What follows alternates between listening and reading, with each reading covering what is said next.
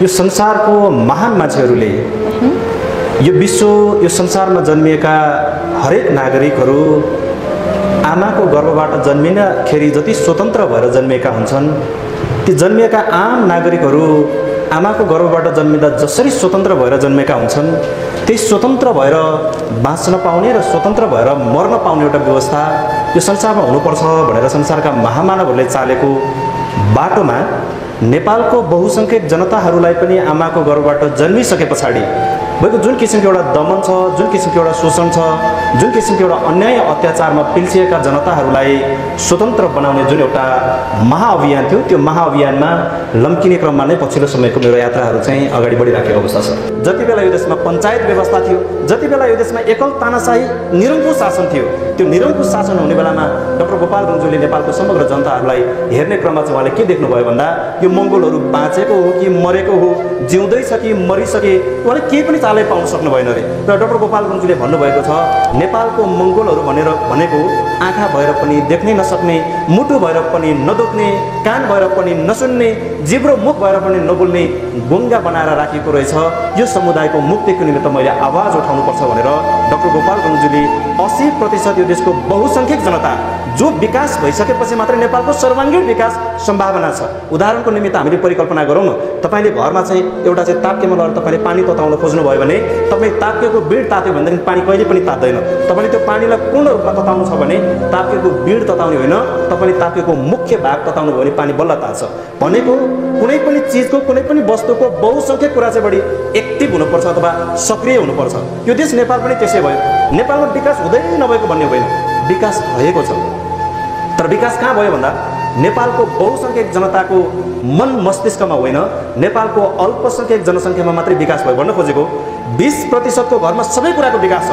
उनीहरूको घरमा रोजगार पनि छ। जसले एसएलसी प्लस 2 ब्याचलर मात्रै पास गरेका अल्पसंख्यक समुदायमा नेपालमा अहिले चाहिँ शासन गरेर बसेका मान्छेको घरमा उनीहरूसँग रोजगार पनि छ, उनीहरूसँग शिक्षा पनि छ, उनीहरूसँग अर्थ पनि छ, उनीहरूसँग राजनैतिक चेतना पनि छ। सबै कुराले उनीहरू भरिपूर्ण छ। तर देश विकास भएन। किन भएन त भन्दा 20% को सबै विकास भएर गयो, तर 80% जनताको घरमा केही पनि छैन। रोजगारको नाममा अहिले नेपालको मङ्गोल समुदायले एसएलसी प्लस 2 होइन, ब्याचलर डिग्री पास गर्ने नगरेर मास्टर डिग्री पास गर्ने मान्छे पनि गुरुङ मगर तामाङको अनुहारमा छ भने, अथवा मङ्गोल नस्लमा जन्मेको छ भने bachelor degree master degree pass गर्ने मान्छे पनि अरबको खाडीमा गएर 55 डिग्रीको तापक्रममा गएर आफ्नो घर परिवार समाज छोडेर महिनाको 40,000 कमाउनको निमित्त अथवा घरमा नुन तेल मसला जोड्नको निमित्त अर्काको देशमा गएर काम गर्नु परिवेश आएको छ नि त। यसले के देखायो त भन्दाखेरि बहुसंख्यक जनताहरू सक्रिय नभएको कारणले गर्दाखेरि अथवा बहुसंख्यक जनताको घरमा परिवर्तन नआएको कारणले गर्दाखेरि यो देश विकास भएको जस्तो पनि देखिएको छैन। यसकारणले गर्दा यसैको निमित्त यो संगठनको फाउन्डर प्रेसिडेन्ट महामानव डाक्टर गोपाल गञ्जुले चाहिँ के गर्नुभयो त भन्दा यो देश विकास हुनको निमित्त बरु 20% निष्क्रिय होस् तर 80% सक्रिय भयो भने देश चाहिँ सक्रिय हुन्छ भन्ने चाहिँ डाक्टर गोपाल गञ्जुको बुझाइ थियो। अथवा यसलाई अझै पनि तपाईँ हामीले सामान्य भाषाबाट बुझ्ने हो भने तपाईँको शरीरको 20% अङ्ग चलेन भने पनि तपाईँ बाँच्नुहुन्छ।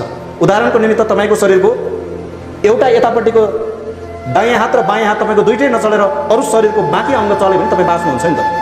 तर तपाईँको शरीरको यो दुईटा हात पनि चलेन, दुईटा खुट्टा पनि चलेन, दुईटा आँखा पनि चलेन, दुईटा कान पनि चलेन, शरीरभित्र भएको मुटु कलेजो फोक्सो सबैले काम गर्न छोड्यो, मात्रै तपाईँको जिब्रो र मुख छ भने तपाईँ बाँच्न सक्नुहुन्छ।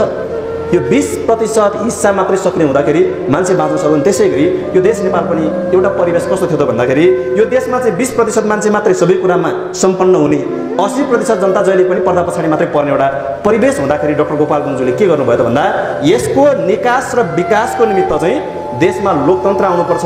लोकतन्त्र आइसके पछाडि नेपालमा मङ्गोल नस्लको मान्छेहरूले बोल्न थाल्छन्, लेख्न थाल्छन्, पढ्न थाल्छन्, आवाजहरू उठाउन थाल्छन् भनेर डाक्टर गोपाल गञ्जुले नै नेपालमा पहिलो पटक उहाँले व्यक्तिगत रूपमा सन् 1972 भनेको आजभन्दा 5 दशक पहिलाबाट र साङ्गठनिक रूपमा सन् 1989 भनेको आजभन्दा झन्डै 33 वर्ष पहिलाबाट डाक्टर गोपाल गञ्जुले यो मुलुकमा पहिलोचोटि लोकतन्त्र, धर्मनिरपेक्ष र प्रान्तीय संहिताको नारा दिएर चाहिँ उठाउनु भएको अवस्था हो। यसकारणले गर्दाखेरि यो देशमा लोकतन्त्रको निमित्त पहिलो पटक आवाज उठाउने र यो लोकतन्त्र ल्याउनको निमित्त कूटनैतिक र रणनैतिक लडाइँ लड्नको निमित्त पछि नपर्ने कूटनैतिक र रणनैतिक लडाइँ लड्ने क्रममा 3 वर्ष भद्रगोल जेल, 5 वर्ष भूमिगत जीवन र जीवनभर अनेकौं भुक्तमान सहेर यसको निमित्त लडिदिने व्यक्ति चाहिँ यो मङ्गोल नेसनल अर्गनाइजेसनको संस्थापक प्रेसिडेन्ट महामानव डाक्टर गोपाल गुरुङ हो भन्ने कुरामा अब नेपालको समग्र जनताले बुझ्नुपर्छ। यो किन पछाडि पार्यो त भन्दाखेरि यदि डाक्टर गोपाल गुरुङको पछाडि डाक्टर गोपाल दाहाल भइदिएको भए, डाक्टर गोपाल शर्मा भइदिएको भए, डाक्टर गोपाल ओली भइदिएको भए सबैभन्दा बेसी हाइलाइट चाहिँ उहाँको हुन्थ्यो। तर गोपालको पछाडि भएको थरले चाहिँ मङ्गोललाई प्रतिनिधित्व गर्ने, मङ्गोल नस्लको गुरुङ समुदायमा जन्मेको कारणले गर्दा यो मङ्गोललाई हाइलाइट गर्यो भने हाम्रो कुरा कहिले पनि आउँदैन भनेर डाक्टर गोपाल गुरुङज्यूलाई चाहिँ पर्दा पछाडि पार्ने एउटा षड्यन्त्र भएको। त्यस कारणले गर्दाखेरि हामी सबैले यो कुरा चाहिँ बुझ्नुपर्छ।